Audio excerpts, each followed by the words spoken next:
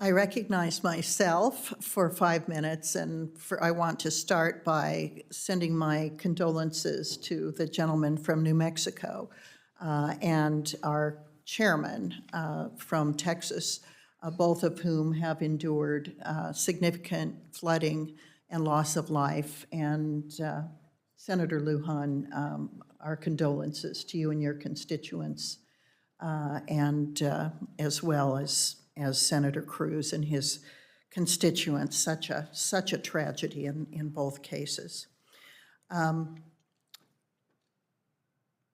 Dr. Jacobs and Mr. Jordan, welcome.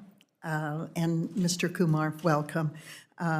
Your relevant experience in weather operations and atmospheric science policy is noted. Thank you for your willingness to serve. Look forward to your service for the American people at the National Weather Service. I come from Wyoming. In Wyoming, the weather is the news. I'm also a rancher, and so the first thing we look at in the morning is the weather, because it affects every move we make.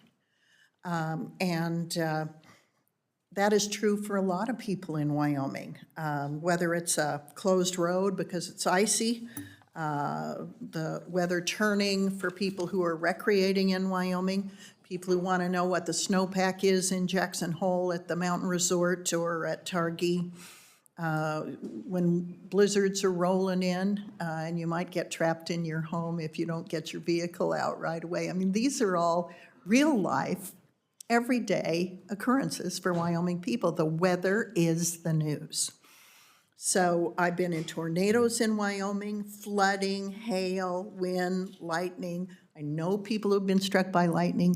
I remember dealing with, I was laying with my brother in an irrigation ditch while it was raining really hard, because while I was on the baler and he was on the windrower, a tornado came and literally took the hay up into the air that we were trying to bale and windrow, and so we're laying there getting hailed on in an irrigation ditch trying to stay out of the tornado. Amazing experiences. I mean, that's life in Wyoming with the weather. So I want to talk to you specifically about how important the National Weather Service is to Wyoming. We have two major National Weather Service facilities.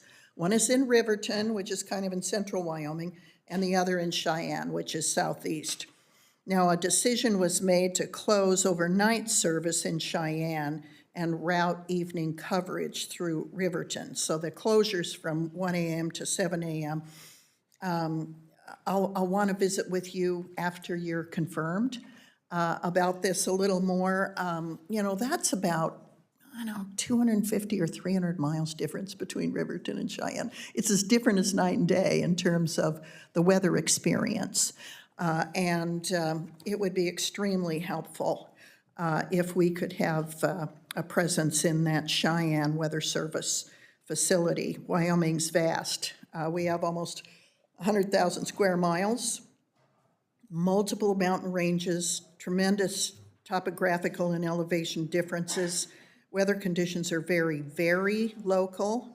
My sister can get hailed out on her farm, and I'm just hunky-dory, just 30 miles or 40 miles away from her. So the weather is a significant factor in our economy and in our survival and in our health and well-being. So I do want to work with you on the Cheyenne-Riverton issue, as well as other issues regarding the National Weather Service and its ability to serve the people of this country. So quick question now that I've been on my soapbox. What role do you see technology playing in addressing current forecasting challenges? And how would you balance the ability of technology to serve versus human forecasters? Dr. Jacobs? Thank you for the question. So I've been to the Cheyenne office. Oh, good.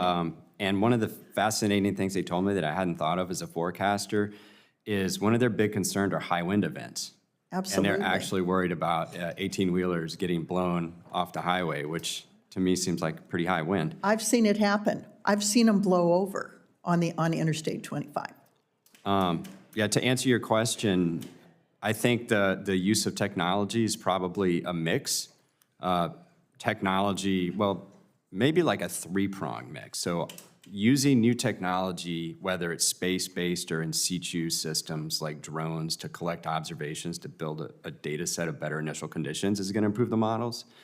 Then a lot of compute architecture, CPUs are almost phased out. We're looking at GPUs now, other types of chips to optimize that using AI. And then on the back end, as we've been discussing today, using different types of technologies and capabilities to more rapidly and effectively distribute the watches and warnings. Mr. Jordan, do you have a comment on that? Thank you for the question, Senator. I would agree with Dr. Jacobs, but also want to mention that in addition to technology and moving next generation technologies into the stack of what NOAA uses for a weather forecast is important. And technologies like AI are going to help the forecasters do their job, but the people in the offices at the local level who understand how wacky the weather can be sometimes is extremely important. Yeah, wacky is right. I mean, it's both a scientific and real-life term that we all understand. If confirmed, I'd ask that you review the National Weather Service arrangements in Wyoming from a weather accuracy and safety standpoint. I want to thank you for meeting with my staff yesterday. I look forward to working with you both, and my time is up.